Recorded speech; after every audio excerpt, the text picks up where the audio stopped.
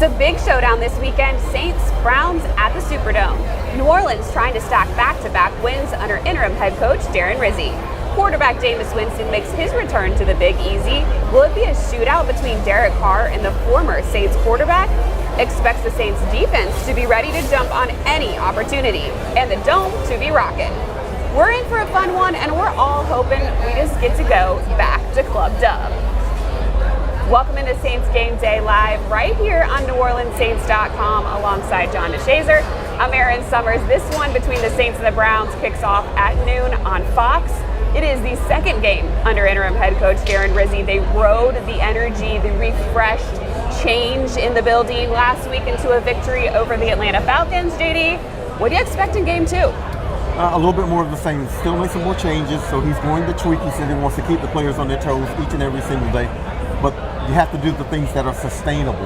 Now, a lot of things they did, I think, are sustainable. Energy is sustainable. Those are things you can do. So the tweaks in the practice schedule and those kinds of things, sustainable, obviously, but you got to perform. And even though they weren't exactly clean in that win. So there are things to improve on, whether it be penalties or those kinds of things. There are things the Saints can do better, offensively and defensively. So hopefully those are things they will do better here against Cleveland. The offense will get a big boost as center Erik McCoy returns for the first time since his week 3 groin injury. He has definitely carried that offensive line, is the leader there, former Pro Bowler. What adjustments will he be able to provide for this offense? Well, he understands defenses, so he understands how to make the offensive line calls. That's something that you don't necessarily have to do with the quarterback. He is the best offensive lineman on this team. Now, I understand Fuaga's a very talented rookie, but Erik McCoy, when he went out since that Philadelphia game, this offense has really struggled especially on the offensive line, because that's where it all starts. So getting him back, I think he's the most athletic offensive lineman on this team. He's the guy who you get him out on those screens and he can lead the way 50 yards down the field. So just having his presence back, he's a big, strong, physical player. They have needed him desperately. There's probably going to be some rust, so he won't be a Pro Bowl Erik McCoy in his first game back, but to have that presence back has to help this offense.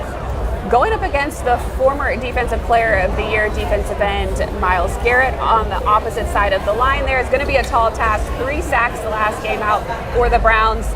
What can the Saints do to neutralize Garrett up front?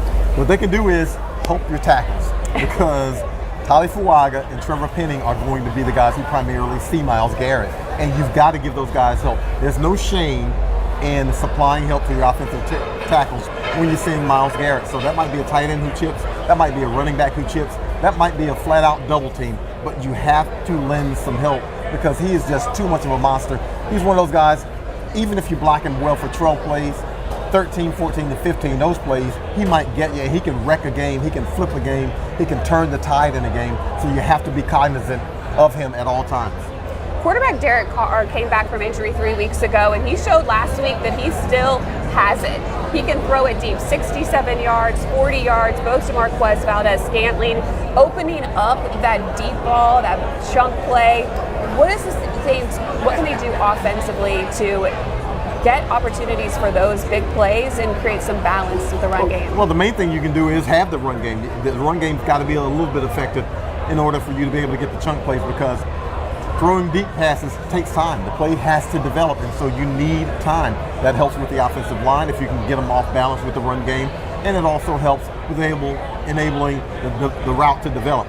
Marquez Valdez-Scantling is a guy who the Saints knew he could run. You knew he's a big body, but I didn't know he could run like the way he could run. We saw some plays from him in Green Bay. It was great to see that with the Saints offense, because look, frankly, this offense has missed that since Rashid Shaheed went down, and so he supplies that for this team. And oh, by the way, Mason Tipton isn't playing in this game, another guy who's a deep threat. So Marquez Valdez-Scantling is going to have to be the guy, and he showed last week he can be the guy. Yeah, it was great to see that connection. Led to 2 touchdowns. If you want to see that again today, something that's going to happen at halftime, huge celebration here in the Dome. Ring of Honor ceremony for Jahri Evans, one of the best offensive linemen to do it here with the Saints. What has he done that has showed he is more than worthy for this? Well, this is the next to the last stop on the train for Jahri. He's going to go in the Saints Ring of Honor, and then he's going to go into the NFL, into the Pro Football Hall of Fame, I think. But he was a guy who was very, very strong, but he was extremely versatile in the run game and the pass game.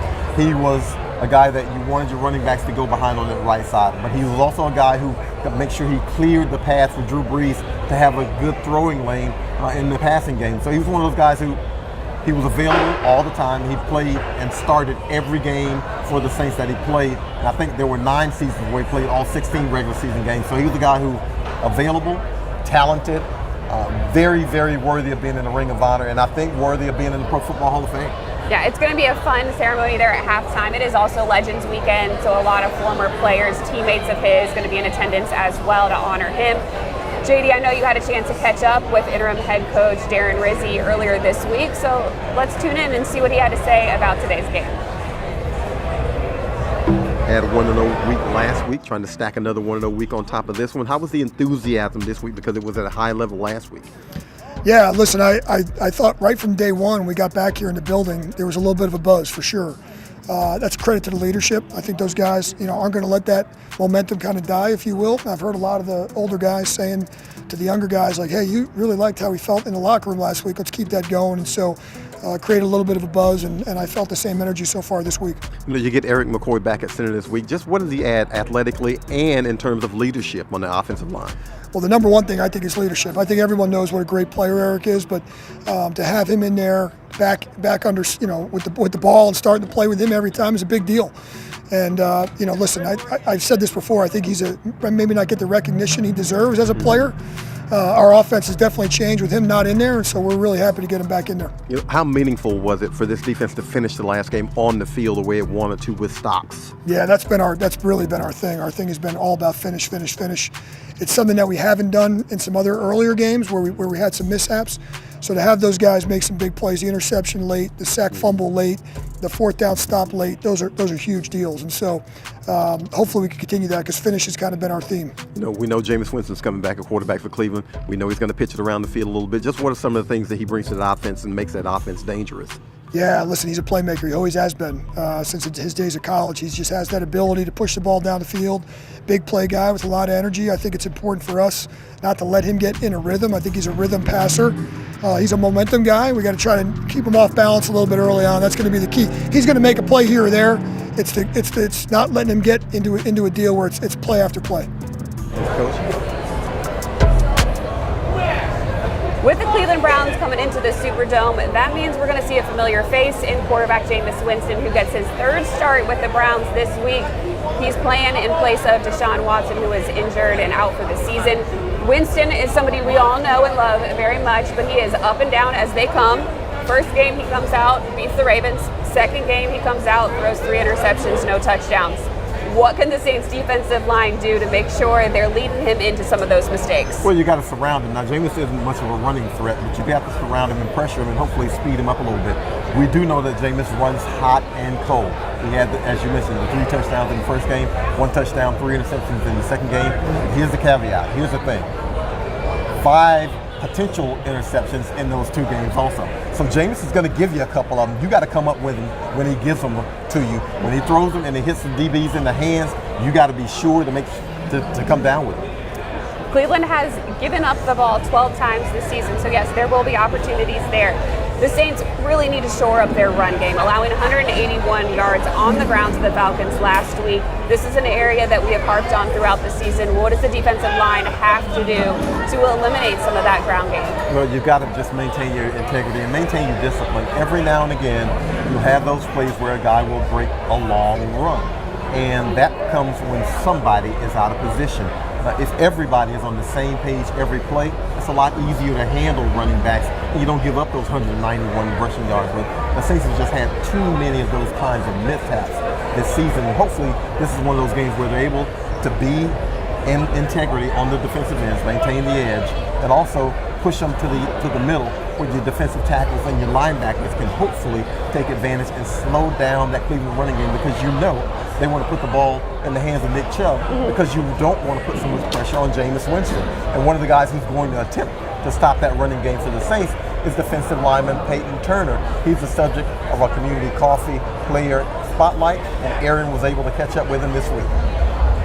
What's brewing with defensive end Payton Turner? I'm Aaron Summers. This is presented by Community Coffee. Payton, the team gets back in the win column last week against the Falcons, 2017 win. We've seen the pictures, but what was Club Dub like? Ooh, Club Dub. You know, you got the fog. It's really a blur sometimes, but it's good energy, good people, good times. So can't ask for much more. You got your second sack of the season, again, against the Falcons. What is it about that team that you like? I mean, nobody likes them, right? So just getting them with the Dirty Birds, but, you know, team effort coming together. Hopefully we can jump on one of these forced fumbles, but only time will tell. I know, you gotta finish the rest of the play. Gotta finish, gotta finish. This past week, defensive line coach Brian Young was elevated to, kind of take the lead of the line. What do you like about him? What's working for you guys? I think he's just really good with, seeing what guys are good at and putting them in positions to, exceed in that role. And then, again, the rotation too. So he brings good energy and then, good technique and coaching. So I think he's just all around just a good changeup for us. What did you guys do in the locker room with BY? Oh, Brothers Corner. Yes. Y'all saw that? Yes. So that was a little thing the equipment helped me with, put together Brothers Corner. Brother Y, that's what the B stands for, not Brian, it's brother. Brother Y, so that's his corner, man. So, that's where we all come together. Riz got the locker room changed up a little bit, so that's Brothers Corner. That's where D-line resides. There are literally stanchions. I mean, it's cornered off, and he was standing there as a bouncer. Oh, yeah. So it's serious. Oh, no, it's serious. You gotta have your ID, no white tees, none of that. Can't get in club brother unless you're certified. Last week, the focus was just resetting. A lot of energy on the team. What does the focus have to be this week to get the win? Don't get caught up in the noise. There's a lot of people a little high on the Atlanta win, which, I mean, of course, it's a division rival, but, we've been saying all week is finish, right? So finish the fourth quarter, finish the game, finish the process, and, we're looking at that this Sunday. How have you grown this year? I think for me personally, I just have taken advantage of my opportunities. I've stayed healthy, so I've been able to stay on the field and make plays, and just God willing, I can continue to do that and see where we end up. All right, we're going to be looking for more plays from you the rest of the season, especially this weekend against the Browns. This has been What's Brewing with Payton Turner. 3 sacks for the Saints defensive line last week and the second of the season for Payton Turner. If you are going to the game today, make sure you download the Saints app presented by Verizon, log into your NFL.com account and switch over to Dome mode so you can access all of the information you need about getting around this new beautiful Superdome. You can also watch highlights of your favorite players throughout the game so you don't miss any big plays. It is a must-have for Saints fans this season. Going into this one, we had so much action on special teams last week. 3 missed field goals, a blocked field goal. JD, what's your wild prediction for today? Well, hopefully they're able to get their hands on another field goal attempt. But you never know in special teams. I don't necessarily know if the Saints can break one in the return game. You don't have Jermaine Jackson anymore. He was waived. And so now it's going to have to probably be Cedric Wilson on punt returns. And you might get a little bit of Jordan Mims on kickoff returns. The return game has suffered, obviously, since Rashid Shaheed went down. So they haven't been able to generate a whole lot there, but they have been able to generate something, maybe block a punt. Blocking field goals is not something that happens often, and they had a couple that Youngwick, who just missed last week. So hopefully that good juju carries over into this week. Yeah, I hope so. Jermaine Jackson was waived yesterday. He played in 4 games this season, 187 return yards in 8 returns. So we'll see who does slide in his spot. Let's take a look now at the inactive list, see who's in and out for this one against the Browns. Again, it is going to be quarterback Spencer Rattler, who is your emergency third QB. You mentioned wide receiver Mason Tipton not playing today, nor running back Jamal Williams. However, not on that list, and this is very important, is linebacker Pete Werner and Nephi Sewell. Sewell's been out since week 17 of last season with an ACL injury, so it's going to be great to have him back on the field. And Werner's going to play through that hand injury, and it hopefully is going to be a good thing for the Saints because, man, he has been an impactful player. He's going to put a huge wrap on that hand, so if he's got an interception opportunity, I don't know if he's going to come down with it, he's going to have a huge wrap on that hand. And the big thing about Pete Werner is the coaches say he is the best communicator that they have on that defensive side of the ball, among the best communicators. And you need that for that unit because that unit finished the game on the field last week, finished it very, very well, but they gave up a ton of yards. So you need Pete Werner out there, and you need DeMario Davis, and you need that whole linebacking core. And you find Sewell's going to add in on that, probably special teams as well as the rotation. You need that unit out there, and you need them to be of one. There is a lot of excitement leading into this game. I know people were excited at the beginning of the season, thinking that they're going to see Winston back on the field, and you get it. So we'll see what that means, and hopefully the Saints can come away with a few picks. Tyrann Mathieu was laughing about it in the locker room this week. He said, Winston is one of those guys that tells you he is going to throw your direction, and Tyrann said he expects it on the first play. So we'll see if the Honey Badger can get another one. You know Jameis Winston is going to throw a couple that the Saints will have the ability to come down with. They just have to come down with it. Tyrann has a team-leading 3 interceptions, actually tied with Paulson Adebo. Hopefully he can add to that, but if not him, we'll take 3 picks from somebody else. We don't care. We just need the picks if you're the Saints. Yeah, we just want the overall stat. We don't really care who it goes to. All right, JD, thank you so much. This one is a 12 o'clock kick on Fox. Saints, Browns. We'll be here after the game. NewOrleansSaints.com for your post-game show with Scott Shanley. Thanks for joining us for this one, and go Saints. We'll see you after the game.